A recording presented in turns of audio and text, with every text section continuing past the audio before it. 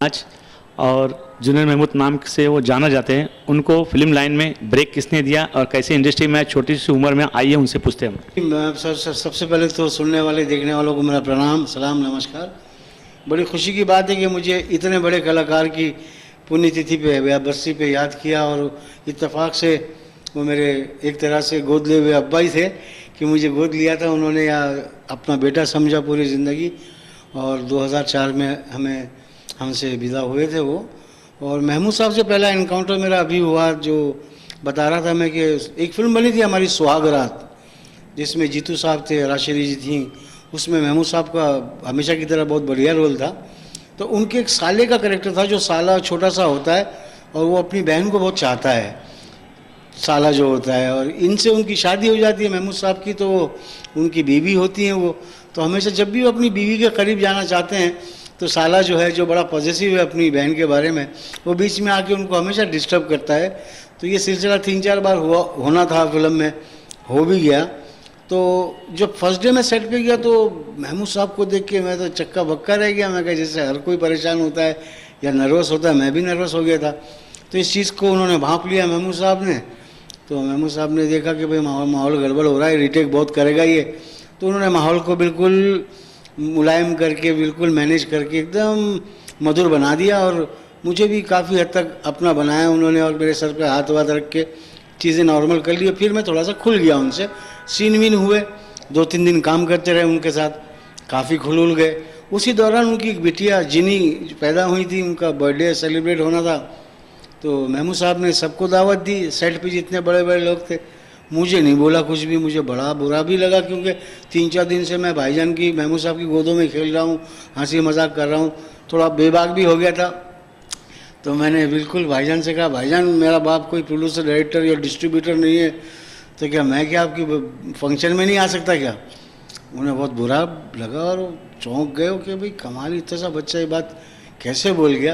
ये खैर बड़े आदमी की बड़ी बात। उन्होंने कहा बेटा ऐसा कुछ नहीं, मैं तो समझ रहा था कि तुझे कोई दिक्कत परेशानी ना हो, इस वजह से मैंने बोला नहीं तुझे। मैं कहा नहीं भाईजान, मैं आपके फंक्शन में आऊँगा तो मैं आपकी पूरी पार्टी हिला दूंगा। अब हिला दूंगा सुन के वो परेशान हो गया, तो ऐसा करेगा क्या? अच्छा बता, पार्टी में आएगा तो कैसे हिलाएगा? तो मैं कहा भाईजान, मैं स्कूल में आपका डांस वांस करके बड़े कप वप जीते हैं मैंने, मैं आप ही का डांस करूँगा। तो बोले मेरा कौन सा डांस करेगा बे? तो मैंने कहा वो हम काले हैं तो क्या हुआ दिलवाले हैं गुमनाम फिल्म का। तो भाईजान बोले वो तो आइडल फिल्म थी, तूने कैसे देख ली यार? मैं कहा नहीं, मैंने आपके पोस्टर से आपका वो पूरा गेटअप चोरी किया, मुझे अच्छा लगा। एक रोज़ हमारे 15 अगस्त का फंक्शन था, मैं नाचा, बड़ी तालियां मिली मुझे और मेरी बड़ी तारीफ हुई मेरी, वही नाचूंगा मैं। उन्हें बड़ा इंटरेस्टिंग लगा, तो बोले ठीक है तू आ जाना।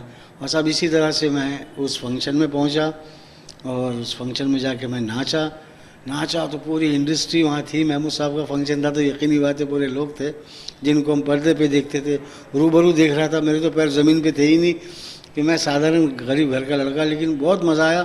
तो महमूद साहब ने मुझे गोद में उठा के मेरे अब्बास से बोले कि इस बच्चे की मुझे आगे कुछ रोशनी दिख रही है, इसका फ्यूचर मुस्तकबिल बहुत रोशन हो सकता है, थोड़ा सा मेरी ट्रेनिंग में इसको भेजा करो, आप ले आया करो, मैं इसे अपना नाम भी बख्शूँगा और जो कुछ भी इसे मैं सिखा सकूँगा मैं सिखाऊँगा। ये उनका बड़कपन। और साहब मुझे उन्होंने अपना बनाया। फिर एक फिल्म बन रही थी पति पत्नी, उसमें सेट पे मुझे बुलाकर बाकायदा मुझसे गंडा बंधवाया, शागिर्दी मेरी कंफर्म हो गई उस रोज़, उन्होंने मुझे नाम बख्शा जूनियर महमूद। तो ये मेरे उस्ताद की नज़रसानी है, बड़कपन है साहब कि इतने बड़े हिंदुस्तान में उन्होंने मुझे इस काबिल समझा, नाम दिया। मेरी आपसे सुनने वाले या देखने वालों से विनती है कि आप लोग दुआ कीजिए कि मैं जब मरूं तो मेरे साथ ये नाम हमेशा के लिए जुड़ा ही रहे, जूनियर महमूद। तो बहुत लोग नहीं थे, अब किसी का पर्टिकुलर का नाम लेना ठीक इसलिए नहीं कि वो सोचेंगे कि शायद मैं उनके एंटी जा रहा हूँ, मगर पब्लिक को भी पता है, सुनने वालों ने देखा कि उन्होंने एक वसीयत की थी। वसीयत में लिखा था कि मेरे जनाजे को, डेड बॉडी को महबूब स्टूडियो बांद्रा में रखा जाए, क्योंकि मेरी जो फिल्मी हस्तियों की जो टोली है, जो मेरे दोस्त यार हैं, मोस्टली पाली हिल बांद्रा में रहते हैं, तो वो मेरे आखिरी दर्शन के लिए तरसे ना, इसलिए मेरी डेड बॉडी को बाकायदा महबूब स्टूडियो में रखा जाए। वैसे ही हुआ सर। वो कॉफ़िन, एयर कंडीशन कॉफ़िन था, अमेरिका से लाया गया, उसमें भाईजान के जनाजे को रखा गया। ऑलमोस्ट पूरी इंडस्ट्री पहुंची, मगर जिन जिन के खून में थोड़ी सी बदलाव वाली बात है कि सफ़ेद हो चुके थे वो लोग नहीं आए, जिसका उन्हें दुख हुआ होगा, जिसका मुझे बहुत दुख है कि वो लोग जिन्होंने उंगली पकड़ के इनके साथ सीढ़ियाँ चढ़ी या दुनिया देखी, उनमें से कई लोग नहीं आए। तो वो तो खैर दुनिया का रवैया यही है कि चढ़ते सूरज की पूजा होती है।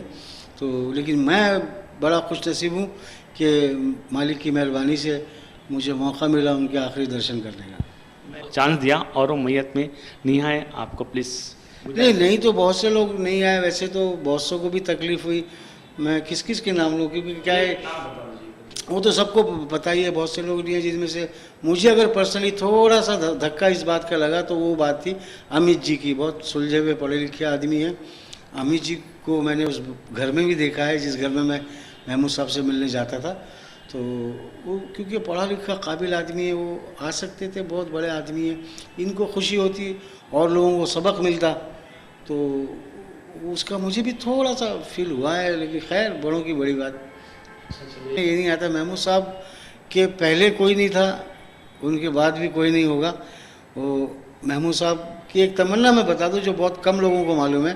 महमूद साहब ने मुझसे शेयर की थी, उन्होंने मुझसे कहा था कि अभी एक ही तमन्ना है, जुनी, जूनियर को जुनी बोलते थे वो, मुझे बोले जुनी अभी एक ही तमन्ना है बेटा, यार दिलीप साहब को डायरेक्ट करने का है।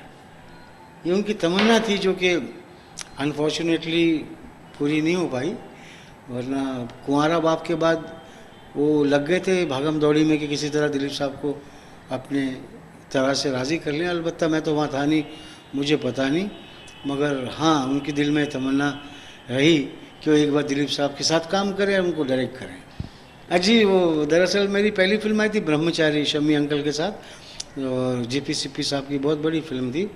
उसमें 12 बच्चे थे और सबसे हटके मैं था, क्योंकि उसमें मैं जब भी बोलता था तो एक आवाज़ आती थी, तो आवाज़ आज भी लोगों में पॉपुलर है। हमारे भाई बैठे हैं संदेश के पुराने, जिन्होंने अभी मेरी एक्टिंग खुद मेरे सामने की, तो उसमें कोई एक डायलॉग मैं सुनाता हूँ आपको ब्रह्मचारी का, अंकल आज की पिकनिक गई, कुछ ऐसी मेरी आवाज़ आती थी और छोटा सा बच्चा करता था तो लोगों को क्यूट लगता था। तो वो चीज़ मुझे पे कर गई और मैं संदेश के ऑफिस में आया हूँ और मुझे बड़ी खुशी है कि इन्होंने मेरे उस्ताद के इस मौके पे मुझे याद किया, मेरे उस्ताद को इज़्ज़त दी, इसके लिए इन सब का बहुत बहुत शुक्रिया। मुझे आप बरसी के मौके पे आप संदेश के ऑफिस में हैं, आपका बहुत बहुत शुक्रिया। बहुत थैंक यू।